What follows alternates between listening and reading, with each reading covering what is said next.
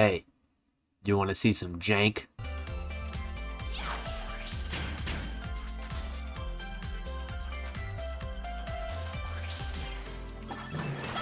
So what you just saw was when you jump right here as Lilac and do the uppercut in Tidal Gate, for some reason, you clip right through the entire floor. It's funny because this is actually what you're supposed to do in the speed run of the game. And this is what the world record runs do. So yeah, it makes my favorite stage already even better, in my opinion at least. Why this happens, I have no idea. My only theory is that Lilac's sprite clips into the wall, so it thinks that you're in the foreground. But that's my only theory, and so yeah, I have no other theories of why this would ever happen, and how anyone found this. Like, dude, how? Also, Galaxy Trail never patched this. I think because of the speedruns, so pretty based of Galaxy Trail if you ask me. Anyway, welcome back to the Freedom Planet Fun Facts series. It's been a while since I've done this and I got a lot more fun facts and I went down a couple of rabbit holes, so let's go. Sticking with Lilac things, for some reason in this series Lilac just has the most amount of facts. I don't know why. Her voice actress is Dawn M. Bennett. Now, you might know her for voicing Lilac, but she also voices Kale in Dragon Ball Super. Why she has to voice my least favorite character in Dragon Ball is beyond me, but there you go, it's whatever. She also voices a bunch of anime characters, like this one thing from Fairy Tail. I have no idea what this thing is, because I've never watched nor plan to watch Fairy Tail. So for all you Fairy Tail enjoyers, there it is. But I do find it kind of crazy how she only voices purple characters. Now, she does voice some non-purple characters, but there's more purple characters than not. She voices this Fire Emblem character with purple hair. She voices Nabbit from Mario, who is purple. She voices the Herald from Fortnite. Yes, Fortnite, who is purple. Now, if you don't know, Fortnite actually has a storyline, and this was the main villain of the storyline for a couple of seasons. So that's pretty cool. That's kind of a major role, if you ask me. How do I know this? I may or may not have 2,000 hours in this game. So, sorry if that changes your view on me. So anyway, let's move on to some more voice actor stuff. Mila's voice actress actually did an official voiceover of a fan comic. It's pretty cool that her voice actress decided to do this. If I were the author of the comic, I'd be pretty proud of myself. Anyway, here it is. After we first met, and you invited me to be with you, everything changed. For good and for bad. After being so alone in the woods, it was such a warm and happy feeling being with other people. So much so, I followed you both. Even if there was danger ahead, I didn't care. But then when we split up after you fought, we started to worry about you, Lilac. We came to help, but we found you in so much pain. I was speechless, and I felt helpless. All I could do was cry, seeing you being hurt. Later, when we invaded Brevon's ship, I was caught by Brevon and threatened. He grabbed me and held me tight as he took me to the control room. When we arrived, I was barely awake from being choked. I didn't know what was going on. I felt a slash to my neck and I fell asleep. I didn't wake up for some time, but then I heard Lilac screaming my name, but I couldn't say anything or move. After that, I passed out again. And when you guys told me later what I became, I felt awful. I was used as a weapon to hurt the both of you, and I couldn't do anything. Through it all, I was only afraid of one thing. Being alone again. I didn't want to lose you, Lilac and Carol. I didn't want to lose you like my parents. Yes. If you were not in tears after watching that, then you have no soul, my friend. Also, I thought I'd mention it because I know someone's going to bring it up in the comments. The voice actor for Ascal also voices Vegeta, Piccolo, and Shenron from Dragon Ball. So that's fun, because Dragon Ball is probably my second favorite franchise, so cool that they're connected like that. Now I want to go in depth with something that I've been meaning to talk about for a while. Sash Lilac has more meaning than you think. The name Sash is actually a variant of Sasha, which is a Russian name, and Sasha is derivative from Alex or Alexandria, which means protector of man or protector of the people. So I thought that was fun. Nice, cool call to her character. It's pretty cool. I don't know if it's actually a coincidence or not, but the wiki says it's a fun fact, so I'm just gonna leave it here and say that it is. So I thought I'd mention it because I think it does contribute to her character a bit. Now we're gonna get into some things in Freedom Planet 2. So get this, I was going through my daily run-throughs of the Freedom Planet 2 levels, and I was having a blast like normal because this stage is just complete chaos, and that's why I love it so much, until I got to this part. And I noticed that the ground sprite here is completely screwed up. Like, it's completely squished and just looks very, very obviously messed up. It's kind of hilarious to look at, and when I saw it, I was like, well, that's a thing, and I kept on running through the level. But then, later on in the level, there it still was. It appears that when the developers were making this level, they accidentally squished this part of the ground. How this happens, I have no idea. I'm not a game developer. If anyone would know how this would happen, please leave it down below, because I feel like this is kind of an obvious thing to see, but I've made worse mistakes, so I can understand this. Maybe they'll fix it in an update. Who am I kidding? This game is never gonna get another update. We're starving for content. Now I want to move on to every release of Freedom Planet, because there's surprisingly a lot of them. There's actually a lot of different ways you can play these only 2 games. Starting off, we have the Steam version, obviously. You can also get the game on GOG.com, whatever that is. Why anyone would buy it there and not Steam is beyond me, but you can if you want. You also have the Humble Store version, which is just like the Steam version and the GOG version. There's no gameplay changes between them, it's just a different way to buy the game and play the game. But now let's get into the fun stuff, the Wii U version. This is the first console release of Freedom Planet was on the Wii U, all the way back in 2015. This is the only way you could play Freedom Planet on console for a while. On Nintendo's biggest home console failure. Yep, I see why this game is still obscure. Unfortunately, I highly doubt it sold well because there wasn't a physical version ever released, unlike future versions we'll talk about. You couldn't just walk into a store and buy Freedom Planet for the Wii U off the shelves. But genuinely, if you think about it, if there was a physical Wii U version of Freedom Planet, you know how legendary that would be to hold in your hands? A Wii U Freedom Planet disc. That would be absolutely crazy. I would love that. But unfortunately, that never came to be. We also have the PlayStation 4 version, which came out, I think, a little bit after the Wii U version. This might have sold better, who knows? But it really blows that the Wii U had to be a failure because Freedom Planet might have been really successful with the Wii U, barring that Nintendo was actually advertising Freedom Planet a lot back then. Because, you know, Nintendo actually cared about indie games back then. But unfortunately, because the Wii U was such a failure, Nintendo never really did anything with Freedom Planet ever again. One thing I'd like to point out though is that Freedom Planet is straight up not on Xbox. The second game is, but not the first one. It's non-existent on Xbox. I will never understand this at all. It feels like it wouldn't be that hard to port, maybe because Xbox is kind of a dying console and maybe they didn't think it would sell well on the Xbox. Who knows? I don't know, and maybe we might never know. But it's interesting that it's just not on the Xbox. Now, I want to go back to the Wii U version for a minute. Because if you owned a Wii U, you would know that when you load up a game, you get a nice loading screen intro. And this is what Freedom Planet's was.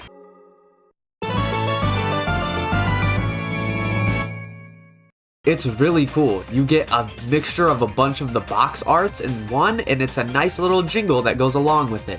I popped off when I saw this because this was completely new to me. So I thought this was really cool. And here's even the best part about the Wii U version of Freedom Planet. If you had a Wii U back then, you would know that there was a little application that went with literally every single game on the Wii U. And that application was Miiverse. Now let me just tell you, these Miiverse posts for the Wii U version of Freedom Planet are absolutely amazing.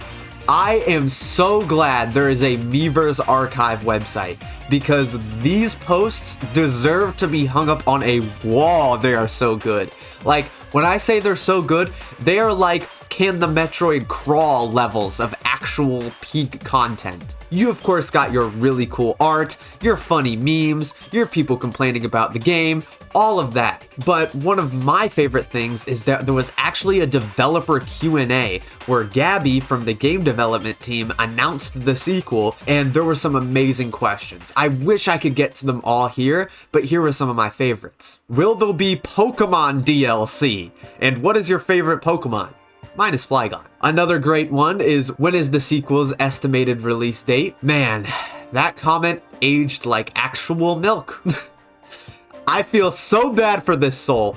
Hopefully, K-Bunny, the person who asked that question, I hope they got to play Freedom Planet 2. I really hope, because dude, asking that all the way back in 2016, that really hurts my soul to read. But honestly, if you want to look at some more of these questions, be my guest, because there are some genuine, actual comedy gold questions here. Like, will Lilac be in Smash? Will there be a collab with Sonic? It's amazing. While looking back on these comments, I saw this one that said, "We have a large merchandise line coming soon. We'll announce it on our website, plushies included." And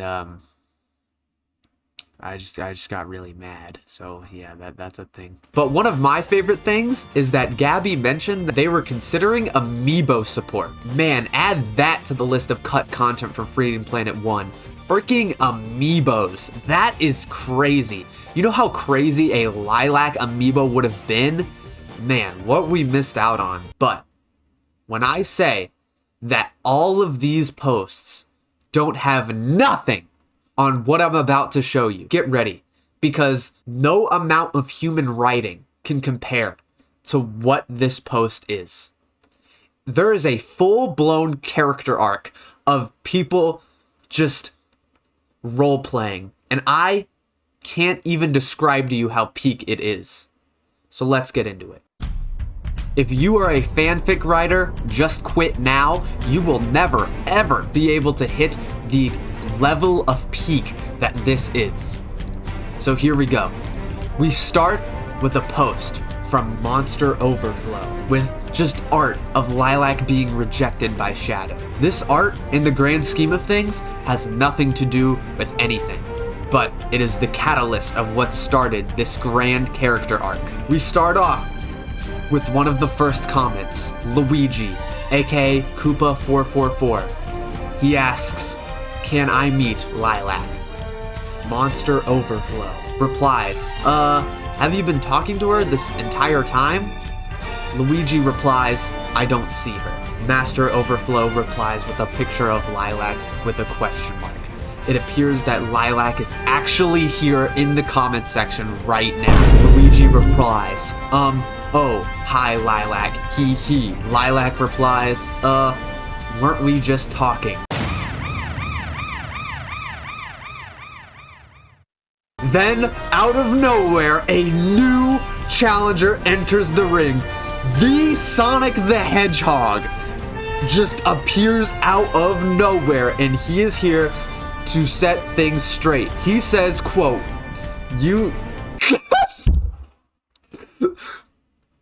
He says, quote, "You say she's just a friend. Oh right, she friend-zoned you after you were talking to Rosalina."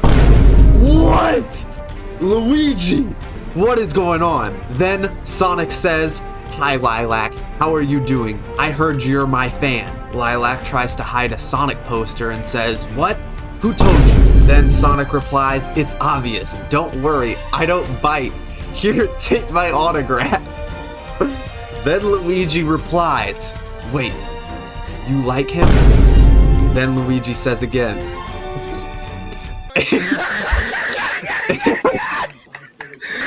"Anyway, Lilac, wanna go on a date?" I beg your pardon? And then Sonic says, "So, shocked for words?"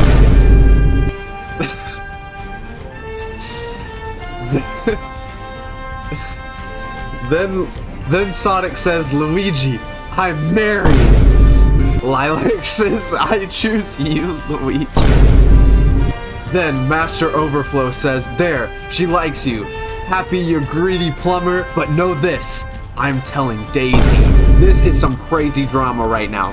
This is some prime. I'm telling you, the writing levels are off the charts right now. This is just the craziest plot anyone could ever write.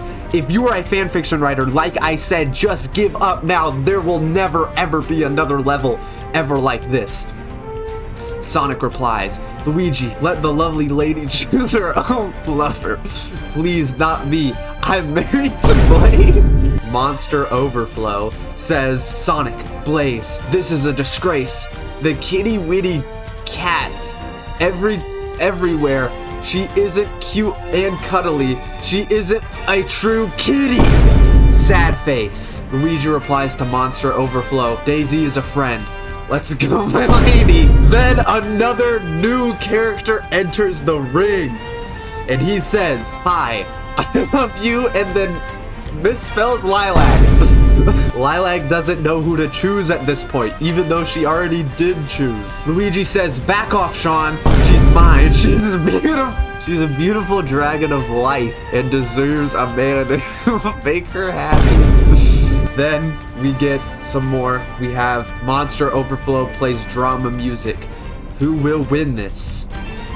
Then a random guy replies with me, with a drawing of himself presumably. And then Monster Overflow says, just to clarify, I don't care what happens here as long as it's interesting. Plays guitar again. Who will win the weird dragon's lady's love? And that is where there's no more replies afterwards. Wow. What a cliffhanger to end on. I'm telling you, this character arc is crazy. No amount of writing anyone could ever make will ever compare to this character arc. So please, thank you, Luigi, aka Koopa444, Monster Overflow, aka Joshua. I adore you. You put on the best performance ever. And Sonic 6790 also put on a great performance. This was the best fanfic I've ever read. If you are a fanfic writer, just give up. You're never making anything this peak ever again. We peaked as a society. Okay, now that tangent is over with, there was also an indie box release, which came with a bunch of different trinkets along with a USB drive containing the game. So it wasn't on a physical disc release, but you did get the soundtrack, you got a coin, you got a real-life Kingdom Stone, and a wallet. I kind of want that wallet, to be honest. It's really cool. And honestly, you can still buy the indie box to this day on sites like eBay. Something I can't say about other products that were released around the same time. Cough, cough. It must have sold really well because there's a lot of them out there. There's another physical release of this, the limited run games version, where it had a Sega Genesis box that you could put the game in, which was really, really cool if you ask me, and it was on the Switch and PlayStation version, so it wasn't a PC exclusive. You can also still buy this on eBay, but the Switch version is more expensive because people want it more because it's more portable. You can also just buy the game outright with the case and disc, but why would you do that when the full experience is so cool? Moving on to Freedom Planet 2's releases, there's a couple different releases. You've got the PC version, and of course, other ways to buy the PC version, just like Freedom Planet 1, PlayStation 4 and 5, Nintendo Switch, and Xbox, and you can also play it on the Switch too. For some reason again, you can only play the Xbox version for the second game, which is very weird still. There's also, just released recently, the Limited Runs Games version for Freedom Planet 2. You can get it for PlayStation and Switch. I have yet to get mine in the mail, but I can't wait to get it because it's gonna be peak. But what about canceled releases of Freedom Planet? There's actually a surprising number of canceled ports, so let's get into that. So the first canceled port was an Android port.